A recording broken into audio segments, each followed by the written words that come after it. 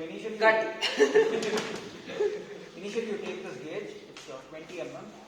So you put it in the slip gauge, dial gauge, and you set it to 0 such that there will be no error. You take this out, you don't need this again. You take these samples.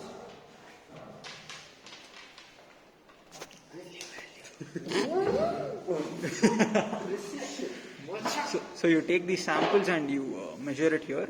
So if the dial gauge goes clockwise, it's positive. Anti-clockwise, it's negative. Here, you can show it if you want. For example, this gauge. So this gauge is going in the clockwise direction. As you can see, it's around 0.45. So your reading will be plus 0.45. So overall 20.45, and the difference is 0.45. Okay. Take this out. Do the same for other samples also. That's all.